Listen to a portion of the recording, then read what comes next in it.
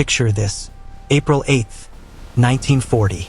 The Norwegian Sea is a cauldron of churning gray water and biting wind.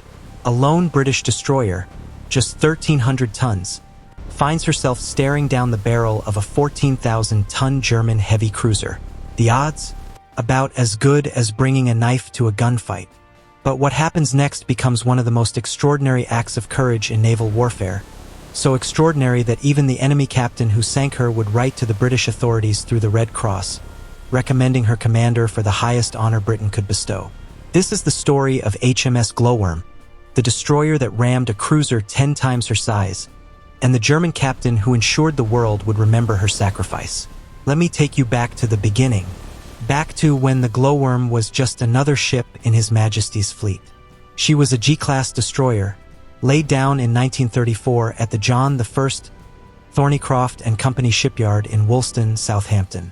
She was part of a new generation of destroyers, faster and more capable than their predecessors.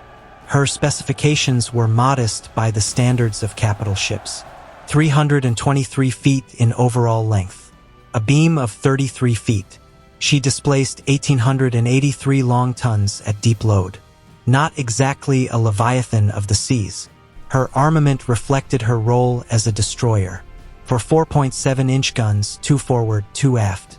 8 21-inch torpedo tubes arranged in 2 quadruple mounts. Her anti-aircraft defenses consisted of a single 3-inch gun and several smaller caliber weapons. She could make 36 knots at full speed, powered by Parsons geared steam turbines that generated 34,000 shaft horsepower. Her crew numbered 149 men. In the years before the war, Glowworm served with distinction. She spent time in the Mediterranean with the 1st Destroyer Flotilla. She enforced the arms blockade during the Spanish Civil War, preventing weapons from reaching either side of that brutal conflict. But there was a pattern emerging, a strange quirk of fate that would later seem almost prophetic. The Glowworm seemed to have a habit of colliding with things. In May of 1939, during night exercises, she struck her sister ship HMS Grenade. The collision was serious enough that both vessels required extensive repairs. Then, in February of 1940, she collided with the Swedish ship Rex. Again, substantial damage. The crew started giving their captain nicknames. They called him Rammer Roop because of these incidents. But there was another nickname too, one that spoke to his unpredictable command style. They called him Old Hard Over for his habit of ordering sudden course changes without warning. Lieutenant Commander Gerard Broadmead Roop was 35 years old when he took command of the Glowworm on July 22, 1938. He came from Somerset, from a family that had been part of England's landed gentry for generations. His father was described simply as a gentleman of independent means. Gerard had joined the Royal Navy as a young man, entering as a midshipman aboard HMS Revenge in 1923. He worked his way up through the ranks, serving on multiple vessels, learning his trade in the tradition of the service. He was married to Faith Dulcibella Clark, and they had 2 children, a son and a daughter. By all accounts, he was a competent officer, well liked by his men despite his occasionally erratic ship handling. Or perhaps because of it. There's something to be said for a captain who keeps his crew on their toes. When war broke out in September of 1939, Glowworm was based at Harwich. She spent the winter months on convoy escort duty in the western approaches, that vast expanse of the Atlantic where German U-boats hunted British merchant ships. It was dangerous, monotonous work. Days of gray sea and gray sky, broken by moments of sheer terror when a torpedo track appeared in the water or a submarine was spotted on the surface. But this was what destroyers were built for, protecting the lifeline that kept Britain supplied with food, fuel, and weapons. By early April of 1940, the strategic situation was changing rapidly. Hitler had been planning an invasion of Norway and Denmark for months, an operation codenamed Weserübung. The reasons were both strategic and economic. Norway's long coastline offered excellent harbors for German naval bases, from which U-boats and surface raiders could strike at British shipping. The country also provided a route for Swedish iron ore, vital to the German war machine, which was shipped through the Norwegian port of Narvik during the winter months when the Gulf of Bothnia was frozen. The British, meanwhile, had their own plans for Norway. Operation Wilfred was a mine-laying operation designed to cut off that iron ore supply by forcing German ore ships into international waters where they could be intercepted. For destroyers, including Glowworm, were assigned to escort the battlecruiser HMS Renown during this operation. On the 5th of April 1940, Glowworm put to sea as part of this escort force. The weather was atrocious. The Norwegian Sea in April is not a pleasant place. Heavy seas, driving rain, temperatures just above freezing. The kind of conditions that test ships and men to their limits. On the night of April 7th, disaster struck, though not from enemy action. A seaman was washed overboard in the heavy seas. The Glowworm dropped back from the task force to search for the missing man. It was a rescue attempt that would prove futile.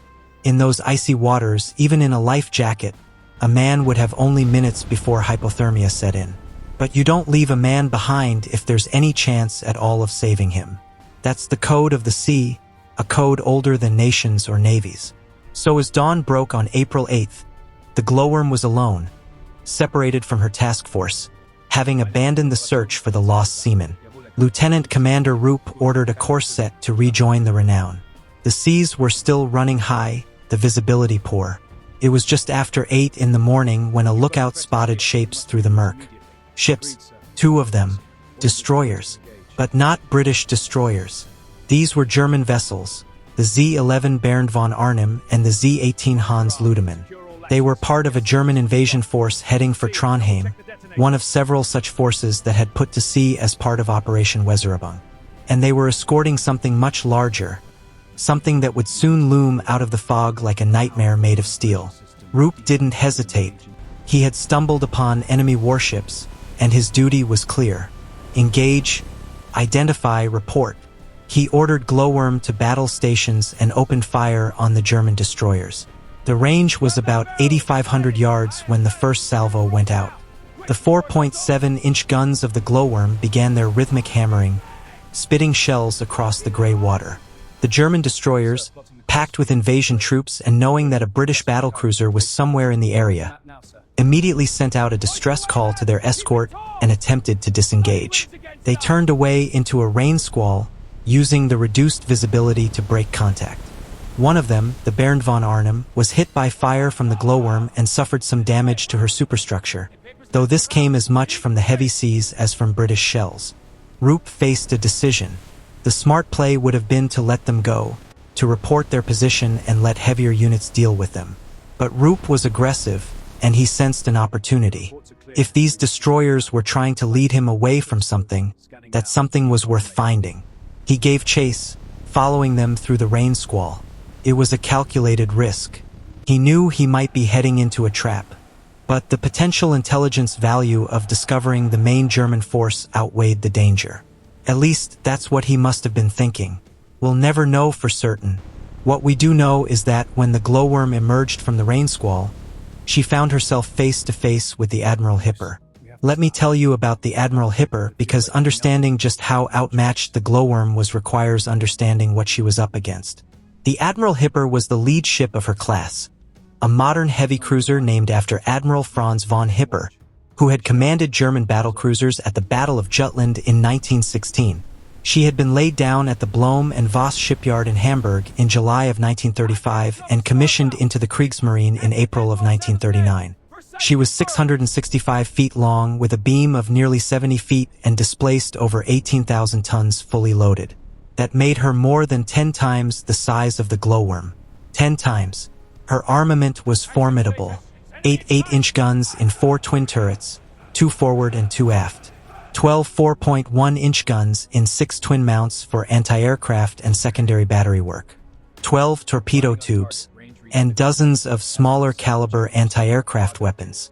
Her armor belt was 80 millimeters thick. Her deck armor ranged from 20 to 50 millimeters. Her turret faces were protected by 105 millimeters of steel. She was powered by 3 sets of geared steam turbines generating 132,000 shaft horsepower, giving her a top speed of 32 knots. Her crew numbered over 1,300 men. This was a ship built to take punishment and dish it out in equal measure. and she was commanded by Captain Zur See Helmuth Hai, an experienced naval officer who had joined the Imperial German Navy in 1914 and had served throughout the First World War. When the Hipper spotted the glowworm at 9:50 in the morning, the outcome of any engagement seemed preordained. This was David and Goliath, except David's sling was a popgun and Goliath was wearing full-plate armor. The Hipper opened fire at 9:57, her 8-inch guns booming out across the water. The range was about 10,000 yards. The first salvo missed, the shells throwing up towering columns of water near the British destroyer. But Hai was an excellent gunnery officer, and the Hipper was equipped with radar-assisted fire control, a significant technological advantage. The second salvo missed. The third salvo missed. The fourth salvo hit. An 8-inch shell struck the glowworm amidships. The explosion was devastating. The bridge was wrecked. The forward 4.7-inch gun was destroyed. The radio room was shattered. Men died instantly, torn apart by shrapnel or crushed by collapsing steel. Lieutenant Commander Roop, standing on the bridge when the shell hit, was wounded but remained in command. The mast was hit and came crashing down, and as it fell it caused a short circuit in the electrical system. The ship's siren began to wail, a keening scream that would continue for the rest of the battle, a death cry audible for miles across the water. Roop knew he had no chance in a gunnery duel. His 4.7-inch guns couldn't penetrate the Hipper's armor at any realistic range, and the German cruiser's 8-inch shells could tear his ship apart. He had one hope: torpedoes. If he could get close enough to launch his torpedoes, he might score a hit that would cripple the larger ship. He ordered smoke laid and turned the glowworm into her own smoke screen, hoping to break visual contact. But the Hipper's radar-directed guns could track through smoke. When the destroyer emerged on the other side, the range had closed to about 4,000 yards, close enough for the Hipper's secondary battery to join in. The 4.1-inch guns opened up, smaller caliber but with a much higher rate of fire. Shells began to rain down on the glowworm, punching through her thin plating, starting fires, killing and wounding her crew. At 10:10, Roop fired 5 torpedoes from one mounting at a range of about 800 meters. These were the glowworm's best hope, 21-inch torpedoes with 560-pound warheads. One hit might not sink the Hipper, but it would certainly damage her, might slow her down, might give the glowworm a chance. But Hai had anticipated this. He kept the Hipper's bow pointed directly at the glowworm, presenting the smallest possible target profile and reducing the chance that a torpedo would strike home. All 5 torpedoes missed, passing harmlessly down the side of the cruiser or running beyond their target. Roop ordered the glowworm to fall back through her smoke screen again, trying to buy time to get his second torpedo mounting into action. But Hai wasn't about to let his prey escape. He followed the destroyer into the smoke, determined to finish her off before she could fire the rest of her torpedoes. The two ships emerged from the smoke almost on top of each other. The range was less than 200 yards. The glowworm's captain's day cabin had been hit. The engine room had been hit. Fires were raging amidships. The ship was listing to starboard. Men were dying below decks, trapped by jammed hatches or drowned by incoming water. The only gun still firing was the aft 4.7-inch mount, commanded by Petty Officer Walter Scott, who kept his crew at their post and kept firing even as shells burst around them. Lieutenant Ramsey, the senior surviving officer, would later state that neither the helm nor the emergency steering was manned when what happened next occurred. But accounts differ on this point. What we know for certain is that at approximately 10:13, Lieutenant Commander Roop gave what would be his final order. He ordered the helmsman to ram the Hipper. Think about that decision for a moment. He was in command of a burning, sinking destroyer. He had already fought his ship to the limits of her endurance against an enemy 10 times her size. He could have struck his colors. He could have surrendered. The battle was lost. Any fool could see that. Hai might well have stopped to pick up survivors. But that wasn't the Royal Navy way. That wasn't Gerard Roop's way. If his ship was going to die, she was going to take a piece of the enemy with her. So he aimed his shattered destroyer at the massive gray hull of the German cruiser and gave the order to ram. The glowworm surged forward, her remaining engine pushing her through the water at perhaps 15 or 20 knots. The men on the Hipper's deck watched in astonishment as the burning destroyer came straight at them. They opened fire with everything they had, machine guns and light cannon, trying to sweep the glowworm's decks, trying to kill the men who were driving her forward. But nothing could stop her now. At 10:14, the glowworm struck the Admiral Hipper just abaft the starboard anchor. The impact was tremendous. The collision broke off the glowworm's bow, tearing away the forward section of the ship in a screech of rending metal. But the rest of the destroyer scraped down the side of the cruiser, her keel gouging a long furrow in the Hipper's hull. 130 feet of armored belt was torn away. The Hipper's forward starboard torpedo mounting was destroyed. Several compartments were breached, and 500 tons of seawater began flooding into the cruiser. One German sailor was thrown overboard by the impact and was lost. The Hipper was not mortally wounded, but she was hurt. She would need to go into dry dock for repairs. She would be out of action for weeks. And all of this damage had been inflicted by a destroyer that was already sinking, a ship that by all rights should have been nothing more than target practice. As the glowworm drifted clear of the Hipper, she managed to fire one more salvo from her aft gun. Petty Officer Scott and his crew got off one last shot at point-blank range, and they scored a hit on the cruiser at 400 yards. Then the glowworm began her final plunge. She was on fire from stem to stern. Her bow was gone. Water was pouring into her hull through dozens of holes. She listed heavily to starboard, her torpedo tubes disappearing beneath the water. At 10:24, her boilers exploded. The explosion tore the ship apart from the inside, and she capsized and sank in a matter of minutes. Of her crew of 149 men, 111 died. Most went down with the ship. Some made it into the water only to succumb to hypothermia or drowning in the oil-slicked sea. And here's where the story takes a remarkable turn, where we see that even in the midst of the brutality of war, there can be moments of honor and humanity. Captain Zur C. Helmuth High ordered the Admiral Hipper to heave to. Instead of continuing on his mission, instead of leaving the British survivors to their fate, he stopped his ship and began rescue operations. For over an hour, the German cruiser remained in the area, her crew throwing lines into the water, hauling British sailors aboard. They rescued 40 men, though at least 6 of them died later from their injuries. One of the men being pulled from the water was Lieutenant Commander Gerard Rupp. He was exhausted, wounded, covered in oil. German sailors had gotten a rope around him and were hauling him up the side of the ship. He had almost reached the deck when he let go. Whether it was exhaustion, whether his hands simply couldn't hold on any longer, whether he chose to let go, we'll never know. He fell back into the icy water and disappeared beneath the waves. His body was never recovered. Among the survivors was Lieutenant Robert Ramsey, the only officer to survive the battle. The Germans treated him and the other survivors well, providing medical care, dry clothing, and food. Ramsey was brought before Captain High, and the two men had a conversation that would prove historically significant. High told Ramsey that their torpedoes had missed his ship by only a few yards. He described the damage the ramming had caused. And then he said something that stuck with Ramsey.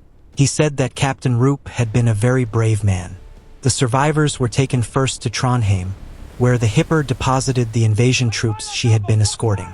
Then they became prisoners of war, spending the next 5 years in German prison camps. Their story remained unknown to the British authorities. All that was known was that the glowworm had been lost in action against a superior enemy force on April 8, 1940. The details of her final battle, the courage of her crew, the extraordinary decision to ram the enemy, all of this remained a mystery. But Helmuth High did something extraordinary. Through the International Red Cross, he wrote a letter to the British Admiralty. In that letter, he described the action between the Hipper and the glowworm. He described how the small destroyer had engaged his much larger ship without hesitation. He described the ramming attack, carried out with supreme coolness and skill. And he recommended that Lieutenant Commander Gerard Broadmead Rupp be awarded the Victoria Cross posthumously for his courage and leadership in the face of overwhelming odds. This was unprecedented. There had been instances of enemies saluting the bravery of their opponents. There had been cases of captured prisoners being treated with respect. But for an enemy commander to formally recommend an opponent for his nation's highest military honor through neutral diplomatic channels, this was something rare indeed. It spoke to a code of honor among professional naval officers that transcended national boundaries.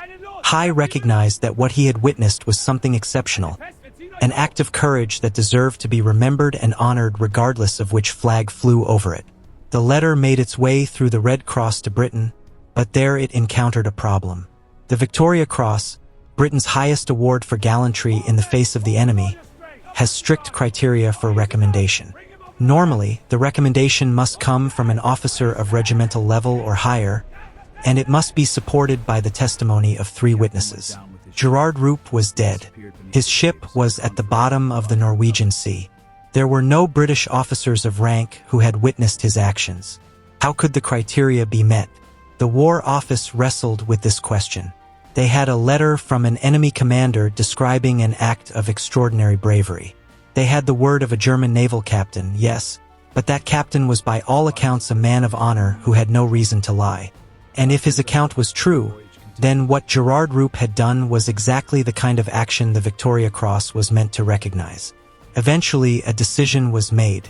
The War Office agreed to accept Captain Hai's testimony in lieu of the usual requirements. It was one of only 3 times during the Second World War that a Victoria Cross would be awarded based in part on a recommendation from an enemy combatant.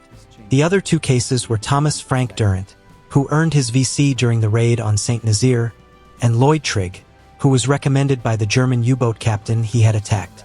But the award couldn't be made immediately. The details of the action were still classified. The war was still being fought, and the survivors of the glowworm were still in German prison camps. It wasn't until 1945, after the war in Europe had ended and Lieutenant Ramsey and the other survivors had been repatriated, that the full story could be told. On July 7, 1945, the British government released the details of the glowworm's last fight. 3 days later, on July 10th, the awards were announced. Lieutenant Commander Gerard Broadmead Roop was posthumously awarded the Victoria Cross. Lieutenant Robert Ramsey was awarded the Distinguished Service Order.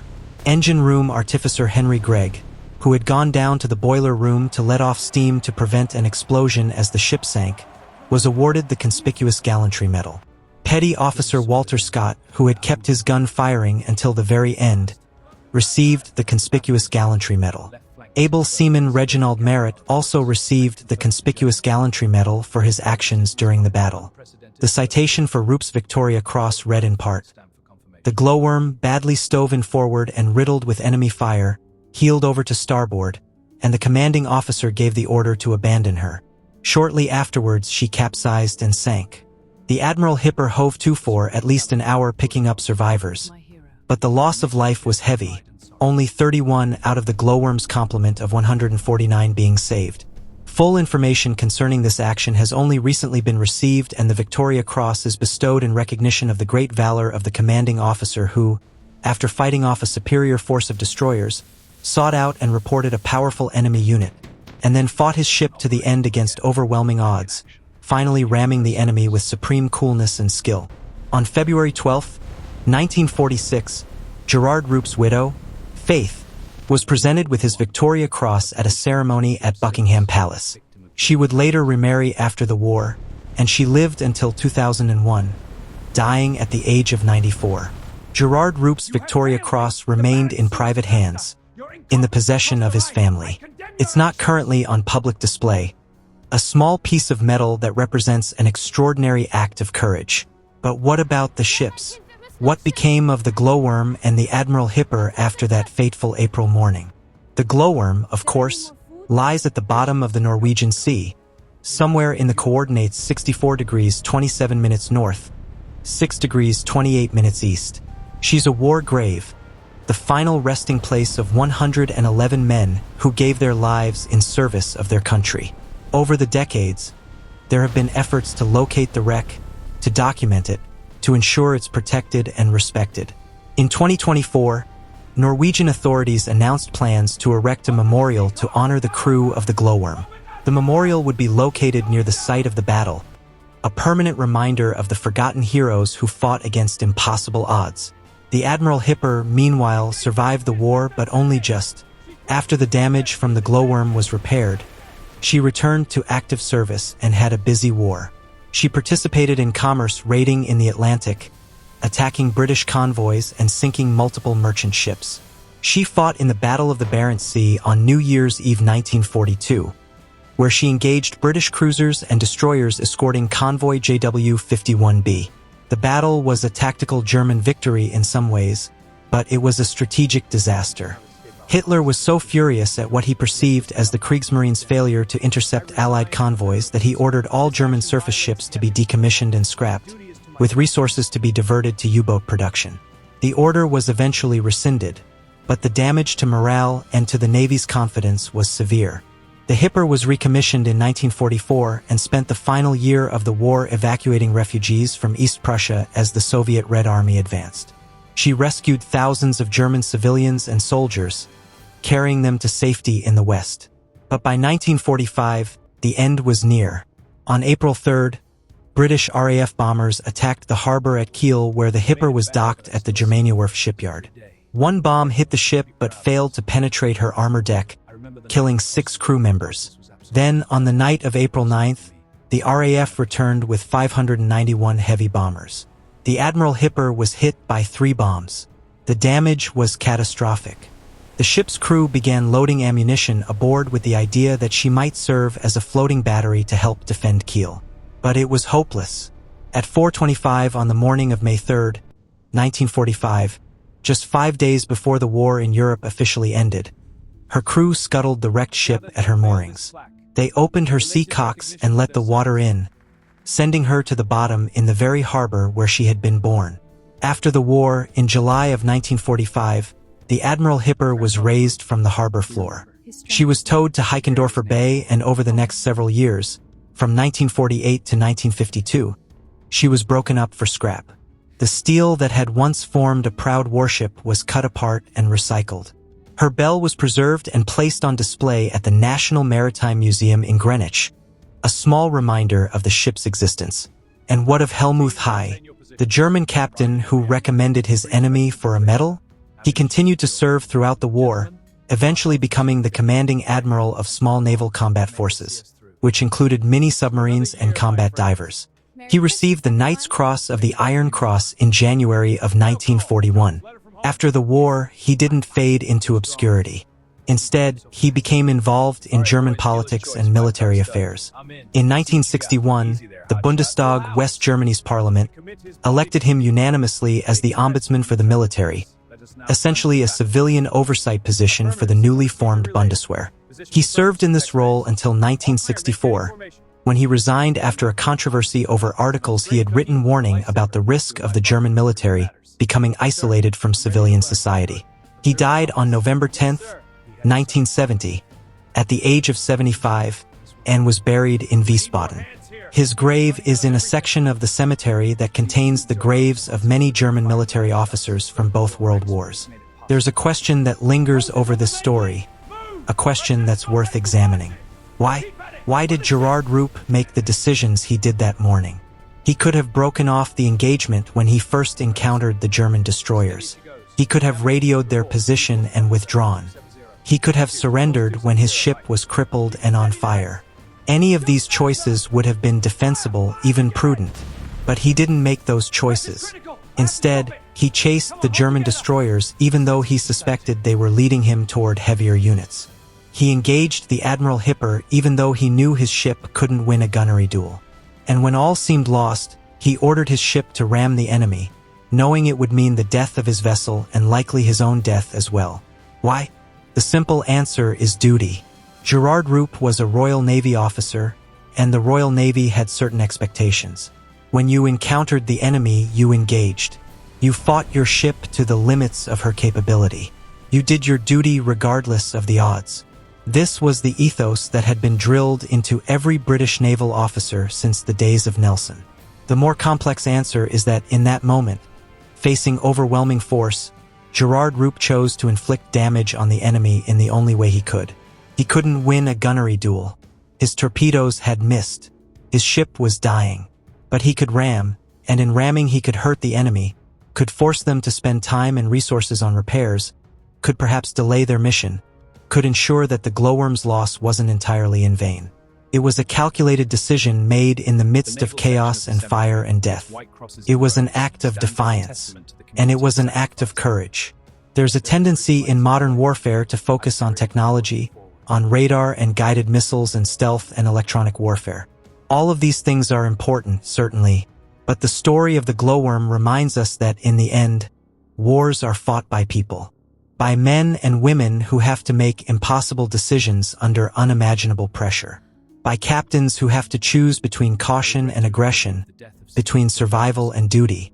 By crews who follow their officers into harm's way, not because they're forced to, not because they're mindless automatons, but because they believe in something larger than themselves. The crew of the glowworm didn't have to stay at their posts as the ship burned and sank. They could have abandoned ship sooner. They could have panicked. But they didn't. Engine room artificer Greg went down to the boiler room to prevent an explosion.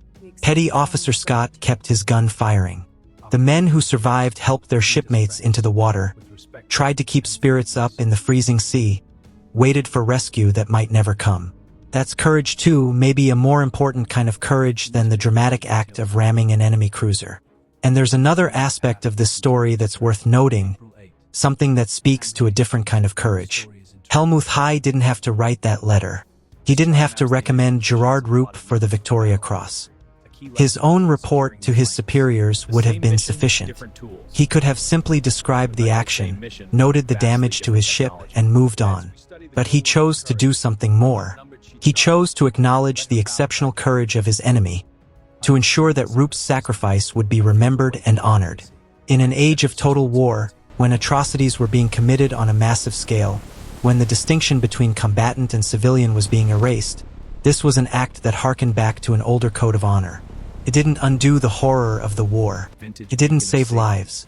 But it mattered. It mattered because it showed that even in the midst of conflict, human beings could recognize and respect the humanity and courage of their opponents. The story of the glowworm and the Admiral Hipper has inspired works of fiction. In 1969, Hollywood screenplay writer Larry Forrester became interested in the story and intended to make a film about it. He wrote a draft screenplay and showed it to the survivors of the glowworm. They disagreed with his portrayal of the crew and especially of Captain Roop.